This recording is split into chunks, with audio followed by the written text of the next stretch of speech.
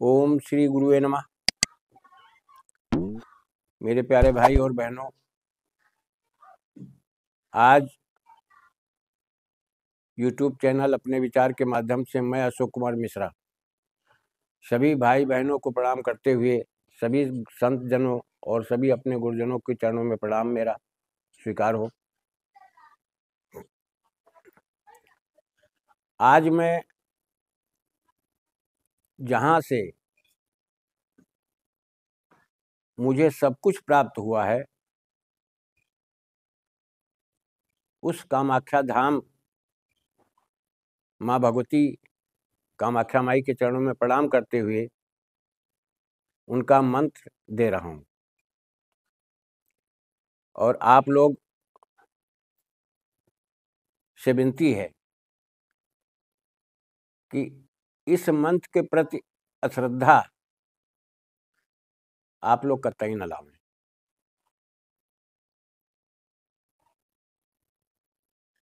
ये कोई ना तो मेरे शब्द हैं और ना ही अपनी कोई मन गढ़ंत बात है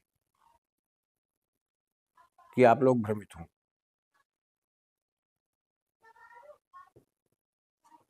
इसका नियम ये होता है कि जब किसी भी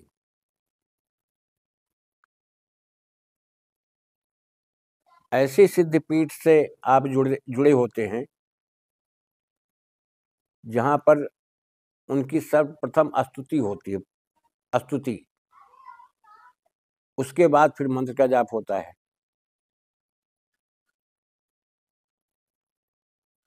चाहे जिस देवी देवता जितने भी शक्तिपीठ हैं सबका सिद्धांत यही है, चाहे भोलेनाथ का हो, चाहे आप कृष्ण जी को ले लीजिए, चाहे गणेश जी को ले लीजिए, किसी भी देवता या किसी भी देवी के बारे में ले लीजिए, जैसे दुर्गा सप्तशती के बारे में आप ले लीजिए तो उनमें भी स्त्रोत कीलक है, अर्गला है, कवच है, स्त्रोत है। तो स्त्रोत मतलब स्तुति। आपको इस वीडियो में स्तुति भी मिल जाएगी, स्त्रोत भी मिल जाएगा और मंत्र मैं बता दे रहा हूँ। ओम क्लीम क्लीम क्लीम कामाख्याय मम सर्वकार सिद्धिम कुरु कामाख्याय क्लीम क्लीम क्लीम स्वाहा। मंत्र इतना है, ओम क्लीम क्लीम क्लीम कामाख्याय मम सर्वकार सिद्धिम कुरु कामाख्याय क्लीम क्लीम क्लीम स्वाहा। ये मंत्र है। अब इसके विधान को समझ लीजिए।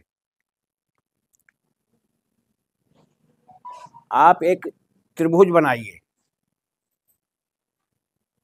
जैसे इस आकार में त्रिभुज बनता है, ऐसे ही चौड़ा बल ऊपर और कोण अपनी तरफ।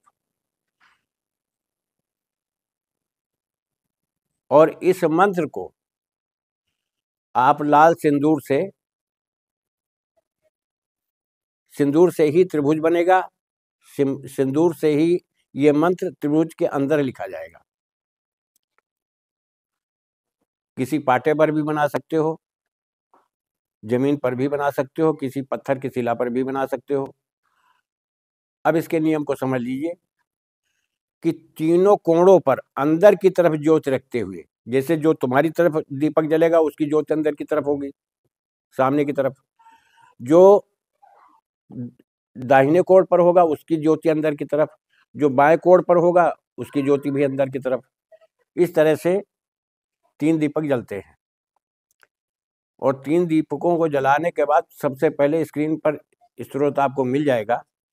आप उस स्त्रोत का पाठ करें पूरा, सिर्फ एक बार। माँ भगवती से प्रार्थना करें कि मैं बहुत ही आपत्ति और विपत्ति की स्थिति से घिरा हुआ हूँ।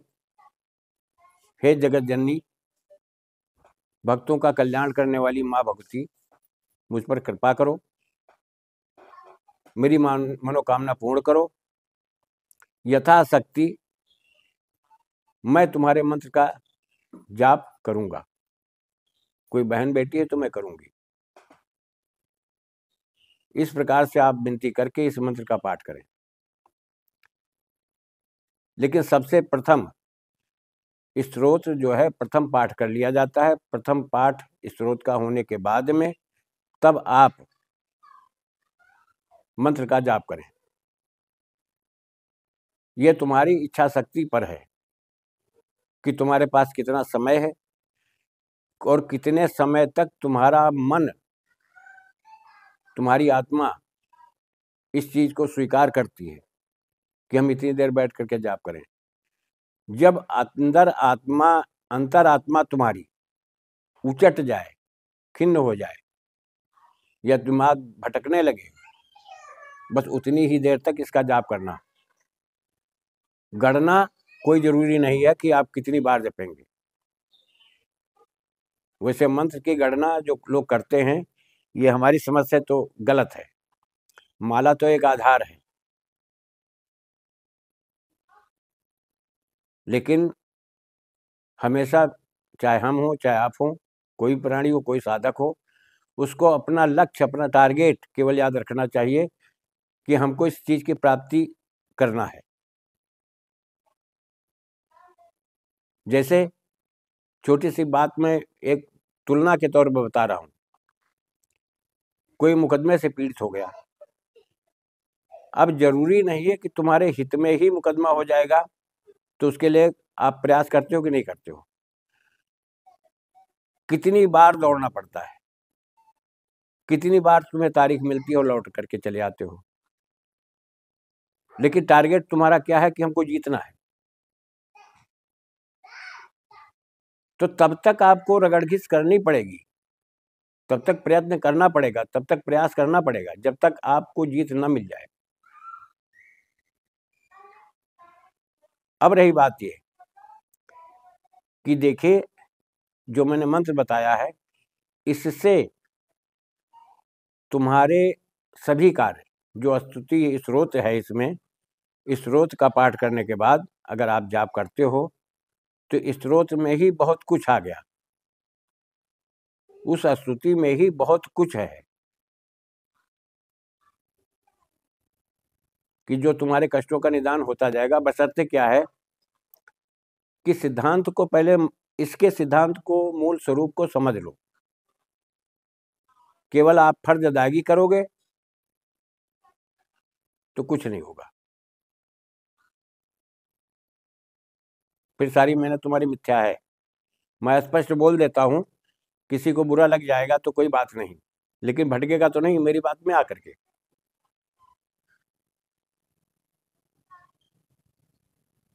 जब तक आप इनकी सानिध्यता को स्वीकार नहीं करोगे, जब तक तुम आत्मा से इनकी सानिध्यता को स्वीकार नहीं करोगे, जब तक तुम अपने चित्त में इनको बसाओगे नहीं, जब तक तुम्हारी बुद्धि में विकार इनके प्रति रहेगा, तब तक कुछ नहीं होगा। जब चित्त से स्वीकार कर लो, बुद्धि से भी स्वीकार कर लो, मन से भी स्वीकार कर लो, आत्मा से भी स्वीकार कर लो, तो तुम्हें आनंद आएगा, तुम्हें इनका अनुभव मिलेगा। जैसे प्रकृति में सभी प्राणी रहते हुए प्रकृति से कोई जुड़ा है आज तक, ये बता दीजिए हमको। और जो प्रकृति से जुड़ गया वो परमहंस बन गया, जिसने प्रकृति के रहस्य को जान लिया वो परमहंस बन गया। और जिसने प्रकृति को नहीं जाना तो कोई तांत्रिक बन गया, कोई गुनिया बन गया, कोई ओझा बन गया। होता है किसी से कुछ? या यूट्यूब पर दिए गए मंत्रों को उठा करके आपने, कितने लोग साधक हैं, साधना करते हैं, हमारे पास नहीं मालूम कितने फोन आते हैं। कोई साधक नहीं बन सकता। कारण ये कि जो यूट्यूब पर डाल रहा है मंत्र, वो उसकी साधना है। अब इसके, जब तक आप उस व्यक्ति से नहीं जुड़ोगे, वो रहस्य क्यों बताएगा आपको? 8 मिनट का, 7 मिनट का, 6 मिनट का, 5 मिनट का यूट्यूब पर वीडियो बनता है, पूरा विधान इतने में आ जाएगा। कोई समझा पाएगा? कोई गुरु है वो बता पाएगा? तो अगर कोई यूट्यूब से भी आप मंत्र उठा करके आप लेकर चलते हो, तो जिसने आपको मंत्र, जिसके वीडियो के द्वारा आपको प्राप्त हुआ है, आप उससे एक बार संपर्क करो, वो आपको सही मार्गदर्शन कर देगा। अच्छे अच्छे साधक पड़े हैं, अपने मनमानी करोगे और बाद में उसी व्यक्ति को आप गुरु जी कह करके संबोधित करते हो, बाद में तुम्हारे मन के अंदर एक ग्लानि पैदा हो जाती है, तब तुम्हारी मन खिन्नता से भर जाएगा। क्या करोगे फिर? तो तुम्हारा ना तुम इधर के रहे न उधर के रहे, न गुरु के रहे न मंत्र के रहे। मंत्र एक ऐसा विज्ञान है, इस विज्ञान को आज मैं बता रहा हूं, इस बात को समझो। ये तुम्हें ये गूढ़ रहस्य कोई नहीं बताएगा। जैसे किसी मंत्र में ओम लगता है, सर्वप्रथम ओम लगता है, किसी मंत्र में ओम नहीं लगता है,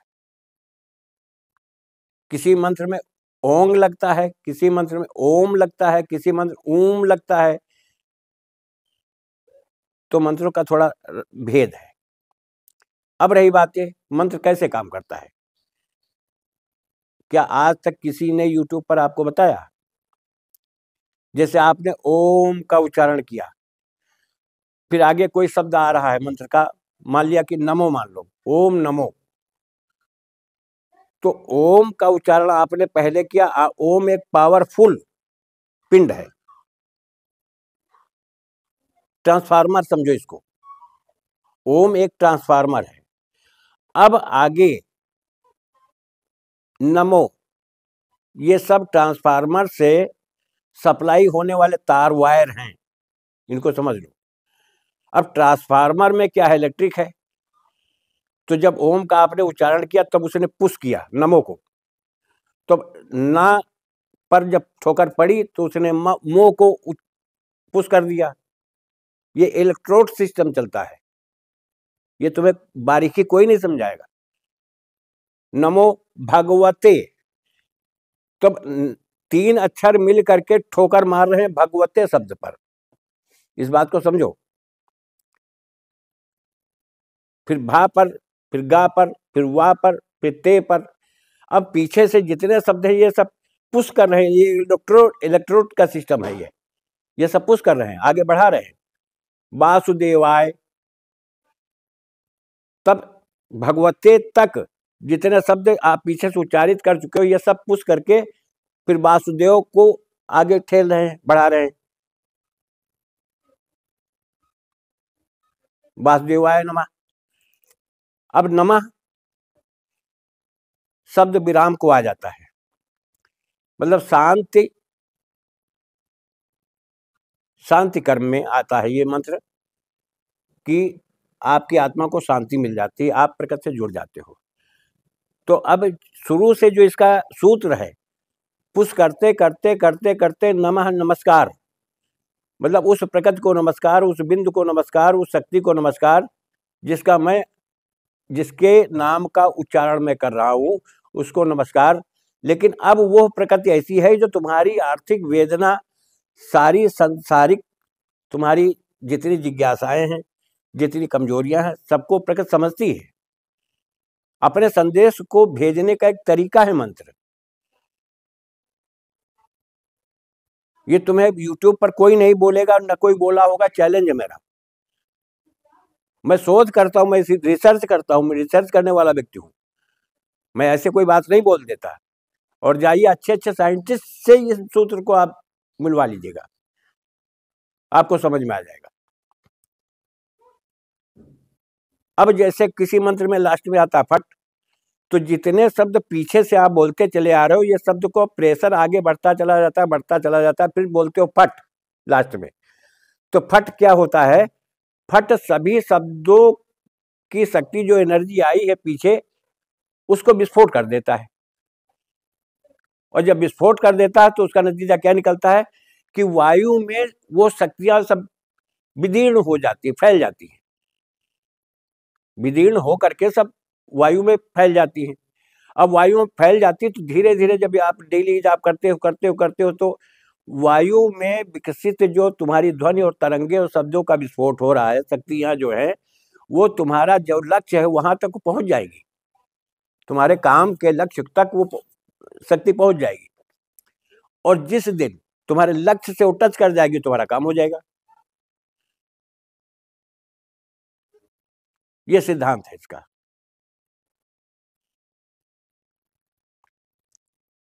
अगर आपको मेरा वीडियो अच्छा लगता हो, मेरे सिद्धांत अच्छे लगते हो, मेरा वक्तव्य अच्छा लगता हो, मेरे सूत्र अच्छे लगते हो, मेरी बात अच्छी लगती हो, स्पष्ट बोलता हूँ, जिसको ना समझ में आए वो उसकी मर्जी, लेकिन नहीं, समझने के लिए भाई मेरे बच्चों को आप कोर्स करवाते हो, धीरे धीरे, एक बार नहीं 10 बार ट्यूशन भी पढ़वाते हो, धीरे धीरे समझ में आने लगता है, वो सूत्र समझ में आ जाता है, बच्चा आगे निकल जाता है। ठीक इसी तरह से इसके सूत्र को समझो, आगे निकल जाओगे। और नहीं जीवन भर भटकते रहो। चैलेंज है मेरा, कोई तांत्रिक बन के दिखा दे। तांत्रिक कोई विज्ञान है, वो तंत्र पद्धति है, उस पद्धति के अनुसार आप चलोगे, फिर आपको अपनी भी कमजोरी महसूस होने लगी। सच्चाई जब सत्यता का ज्ञान हो जाएगा तो आपको अपनी कमजोरी स्वयं महसूस होने लगेगी कि मुझसे यहाँ पर त्रुटि हो रही। ऐसे नहीं होता है। तो जो मैंने मंत्र बताया है, इस मंत्र का बाद में पाठ करना। स्क्रीन में तुमको स्रोत मिल जाएगा, स्रोत का पहले एक ही बार पाठ कर लेना, और एक बार पाठ करने के बाद में इस मंत्र का कम से कम 108 ही बार जाप कर लेना। और उसी के सामने जो त्रिकोण वाली क्रिया मैंने बताई है, सिस्टम बताया है, इसको अपनाओ। इस विधान को करके देखो, सभी आपत्तियों से निजात पा जाओगे। आने वाली किसी भी दिक्कतों से वो खुद डिस्ट्रॉय होकर के निकल जाएंगी, आपको कोई टच नहीं कर पाएगा। माँ भगवती पर इतना विश्वास करके करो, किसी प्राणी पर भरोसा ना करो, निर्विश्वास करो, लेकिन माँ भगवती पर, प्रकृति पर जरूर विश्वास करो, और खुद पर विश्वास करो। तुम्हारा कार्य 100% सफल होगा। कुछ लोगों ने फोन पर कहा था कि आप ऐसी वीडियो डालें, और हाँ, मुझे याद आ गया, एक भाई ने कहा है कि दुर्गा जी का प्रत्यक्षीकरण। भाई मेरे बुरा मत मानना, दुर्गा जी का प्रत्यक्षीकरण मेरे पास कोई विधान नहीं है, प्रत्यक्ष का कोई विधान नहीं है। स्पष्ट बात बोल दे रहा हूं, मैं झूठ और असत्यता का सहारा नहीं लेता। तुम्हारी हाँ में हाँ नहीं मिला पाऊंगा। आज तक कोई प्राणी इस युग में, पहले की बात जाने दीजिए कि शारदा जी ने आल्हा को तलवार दी थी, भगवती ने शिवाजी को भी तलवार बख्शी दी है अपने हाथों से। तो इतने बड़े साधक नहीं बन पाओगे, इतनी बड़ी साधना नहीं कर पाओगे, इतने कृतज्ञ होकर के नहीं चल पाओगे। अब झूठी दिलासा देने के लिए है तो भाई किसी आप दूसरे से परामर्श ले लेना, मुझे क्षमा करें।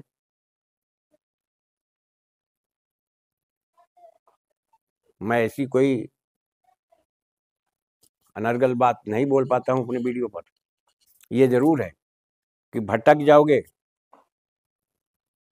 अगर मेरे से आप संपर्क करते हो फोन पर, तो जो चीज़ मेरी समझ से बाहर होती है, जब देखता हूँ कि नहीं ये ज़्यादा भटका हुआ आदमी है, तो पहले समझाने का प्रयास करता हूँ, उसके बाद साफ बोल देता हूँ कि चलो ठीक है, अपने मन का कर लो भाई। आज मैं यहीं इसी जगह पर अपनी वाणी को विराम दे रहा हूँ। अगर मेरा वीडियो अच्छा लगता है तो ज़्यादा से ज़्यादा शेयर करो, ज़्यादा से ज़्यादा सब्सक्राइब करो, लाइक करो।